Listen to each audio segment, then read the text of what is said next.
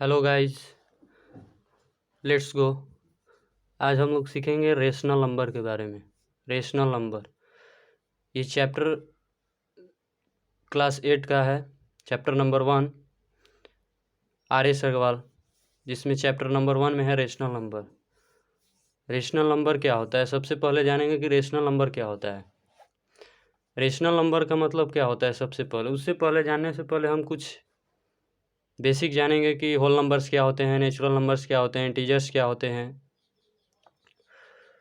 तो सबसे पहले तो हमें पता होना चाहिए कि नेचुरल नंबर क्या होता है। तो आप सभी को गाइस पता होगा, आप पिछले क्लास में भी पढ़ चुके होंगे कि नेचुरल नंबर क्या होते हैं, होल नंबर क्या होते हैं।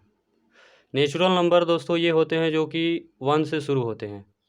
1 से शुरू होते हैं, 1 2 3 4 5 6 7 8 9 10 इन्फिनाइट तक। ये सारे नंबर जो होते हैं नेचुरल नंबर्स कहलाते हैं।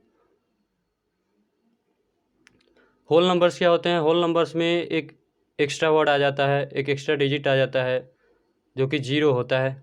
होल नंबर में 0 से स्टार्टिंग होता है। 0 1 2 3 4 5 6 7 8 9 10 इन्फिनाइट। होल नंबर के बाद इंटीजर आता है। इंटीजर दोस्तों आप लोग को पता है, इंटीजर्स जो नंबर लाइन पर शो किया जाता है। इंटीजर्स में पॉजिटिव और नेगेटिव दोनों नंबर्स होते हैं, और एक उसके साथ साथ 0 भी होता है। ऐसे नंबर को हम इंटीजर्स कहते हैं। All those numbers whose are in the form of negative positive with 0। तो उम्मीद करता हूँ कि इतना आप लोग को क्लियर हो गया होगा। अब है बात करते हैं रेशनल नंबर। रेशनल नंबर का मतलब क्या होता है? तो रेशनल नंबर का मतलब होता है वैसा नंबर जो कि p बाई क्यू के फॉर्म में हो। वैसा नंबर जो p बाई क्यू के फॉर्म में हो। All those numbers which are in the form of p by q where q not equal to 0। q not equal to 0 का क्या मतलब है दोस्तों? q नॉट इक्वल टू का 0 का मतलब है कि कोई भी नंबर अगर हम लेंगे जो फ्रैक्शन में होगा, तो उसका जो डेनोमिनेटर होगा वो 0 नहीं होगा। अगर 0 हो जाता है तो उसका अर्थ ये होता है कि वो नॉट डिफाइन होगा। जैसे एग्जाम्पल लेते हैं। एग्जाम्पल में जैसे 2/5। यहाँ पर दोस्तों ये जो है q है और ये जो है p है। यानी जो q होना चाहिए वो 0 के बराबर नहीं होना चाहिए। इसका मतलब ये जो नंबर है ये हमारा है रेशनल नंबर। ये क्या है? रेशनल नंबर है। और एग्जाम्पल ले सकते हैं जैसे 3/2। यहाँ पर भी आप लोग देख रहे हैं कि जो q है वो नॉट इक्वल टू 0 है। इसका मतलब ये भी जो नंबर है वो भी क्या है? रेशनल नंबर है। आप लोगों के मन में ये प्रश्न उठ सकता है कि सर क्या सिर्फ पॉजिटिव नंबर ही रेशनल नंबर हो सकते हैं? तो नहीं, हम 3/2 भी ले सकते हैं। हमको सिर्फ p बाई क्यू के फॉर्म में चाहिए, where q not equal to क्या होना चाहिए? 0। ठीक है, तो ये भी जो नंबर है हमारा, ये भी क्या है? रेशनल नंबर है। ये भी जो नंबर है ये भी क्या है? रेशनल नंबर है। और भी जैसे -10/12, -15/20, ये जितने भी नंबर ये मैंने लिखा है ये सारा का सारा क्या है? रेशनल नंबर है। ये जितने भी मैंने नंबर लिखा है ये सारे के सारे क्या हैं? रेशनल नंबर हैं। तो उम्मीद करता हूँ कि रेशनल नंबर का मतलब आप लोग समझ गए होंगे कि रेशनल नंबर क्या होता है। कि वैसा नंबर जो कि p बाई क्यू के फॉर्म में हो, जहाँ पर सिर्फ और सिर्फ एक कंडीशन होता है कि q not equal to 0। Clear है? तो बात करते हैं इससे कुछ जुड़े सवाल के बारे में। जैसे पहला सवाल हमारा पूछ सकता है कि एक्सप्रेस कुछ भी नंबर दे करके, जैसे मान लीजिए कि 2/3 दे दिया और इसको बोल दिया कि express as a rational number with denominator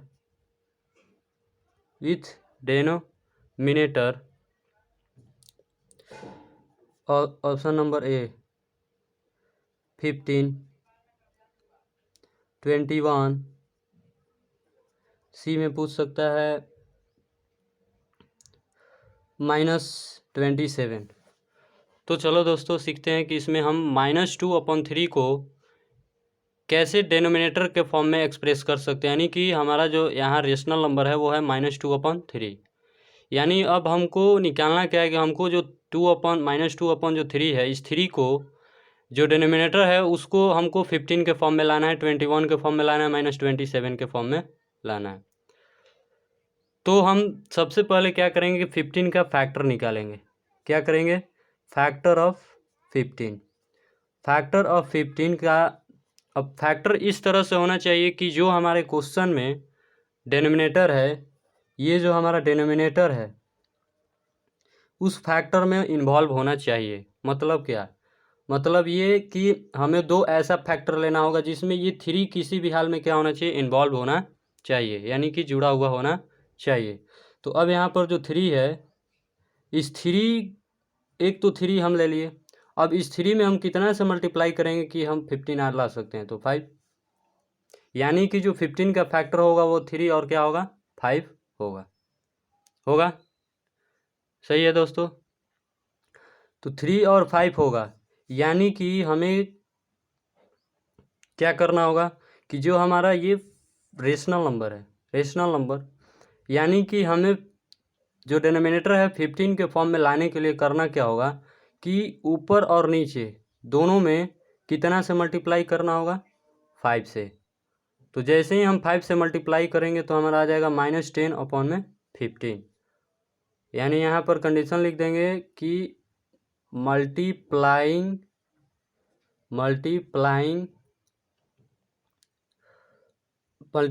by 5 both numerator and denominator. तो आप लोग यहाँ देख सकते हैं कि ये जो है हमारा -10/15 यानी कि -2/3 को हमने -10/15 लिखा है। यानी कि ये जो है हमारा एक्सप्रेस हो गया किस फॉर्म में? तो डिनोमिनेटर इज 15 के फॉर्म में। क्या समझ में आया?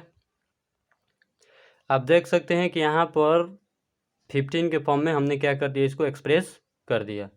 उसी तरह से नेक्स्ट एक सवाल लेते हैं।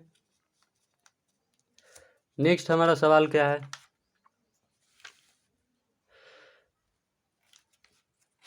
नेक्स्ट है हमारा सवाल कि यदि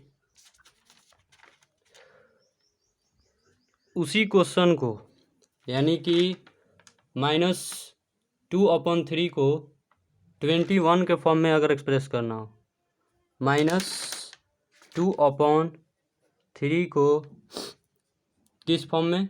यानी कि डिनोमिनेटर एज 21 के फॉर्म में। तो वही काम यहाँ पर भी करेंगे। -2/3 है तो यहाँ पर भी वही काम करेंगे। 21 का जो फैक्टर होगा वो क्या होगा? 3 इंटू क्या होगा? 7। यानी कि हम -2/3 को ऊपर और नीचे दोनों से कितना से मल्टीप्लाई कर देंगे? 7 से। तो जैसे ही 7 से मल्टीप्लाई करेंगे तो आ जाएगा -14/21।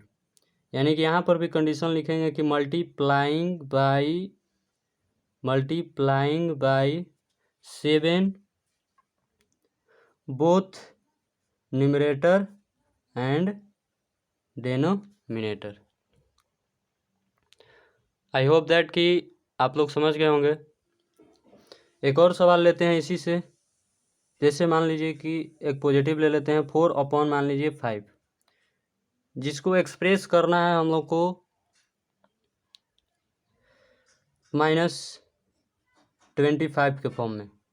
यानी जो डिनोमिनेटर है हमारा उसको एक्सप्रेस करना है -25 के फॉर्म में।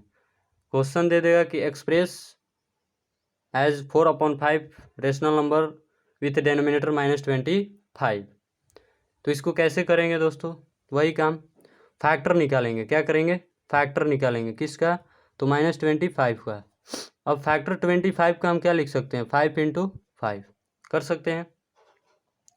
यानी कि आप लोग यहाँ पर देख सकते हैं कि हमें जो डिनोमिनेटर चाहिए यानी कि जो डिनोमिनेटर हमारा चाहिए वो -25 चाहिए। यानी कि नेगेटिव में होना चाहिए। इसका मतलब ये है कि एक जो फैक्टर होगा वो किसी भी हाल में क्या होना चाहिए, नेगेटिव होना चाहिए। तो हम क्या करेंगे कि यहाँ पर 4/5 मल्टीप्लाई करेंगे -5 से, और ऊपर में भी मल्टीप्लाई करेंगे -5 से। ऐसा क्यों हो रहा है? फैक्टर तो निकाले हैं 5 और 5, बट मल्टीप्लाई कर रहे हैं सर -5 और 5 से। तो ऐसा इसलिए कर रहे हैं कि हमें जो डिनोमिनेटर है वो हमको नेगेटिव फॉर्म में चाहिए। तो डिनोमिनेटर हमारा नेगेटिव फॉर्म में कब होगा? जब हम जो फैक्टर निकाले हैं उसमें हमारा जो एक साइन है वो नेगेटिव होगा तब। तो हमने क्या किया, हमने फैक्टर निकाल लिया। तो फैक्टर निकाला, एक तो हमारा ये 5 है जो कि यहाँ पर ये दिया गया क्वेश्चन में 5 है, वो 5 है। अब इस 5 में कितना मल्टीप्लाई करेंगे कि 25 आएगा, जाहिर सी बात है 5 से करेंगे तो आ जाएगा हमारा 25। बट -25 लाना, इसलिए हम अपने से क्या करेंगे कि माइनस लगाएंगे। माइनस लगाते ही क्या होगा कि यहाँ पर आ जाएगा -25, और ऊपर में भी आ जाएगा -20। ठीक है। अगर आप लोग चाहें तो इसको, इस चिन्ह को कटा भी सकते हैं, ऐसे 20/25 के फॉर्म में भी लिख सकते हैं, बट ये गलत हो जाएगा। आप लोग सोच रहे होंगे सर क्या हम माइनस माइनस को कटा सकते हैं? तो जी नहीं। अगर हम माइनस और माइनस को कटाते हैं तो ये जो हमारा आंसर है 20/25 के फॉर्म में आ जा रहा है। इसका मतलब कि जो हमारा डिनोमिनेटर है वो पॉजिटिव हो गया। लेकिन सवाल में पूछा है, क्वेश्चन में पूछा है कि जो हमारा डिनोमिनेटर होना चाहिए वो कैसा होना चाहिए, -25 होना चाहिए, जबकि यहाँ पर जो डिनोमिनेटर है वो पॉजिटिव में है। तो इसलिए हम इसको जो है कटा नहीं सकते, यानी कि हमारा जो आंसर होगा वो -20/-25 होगा। क्लियर है? यहाँ पर भी वही कंडीशन लिख देंगे, multiplying by -5 both numerator and denominator. I hope कि इतनी सारी बातें आप लोग को समझ में आई होगी, उम्मीद करते हैं। अगर कहीं डाउट हो तो आप इस वीडियो को रिपीट करके दोबारा देख सकते हैं। So thank you very much guys.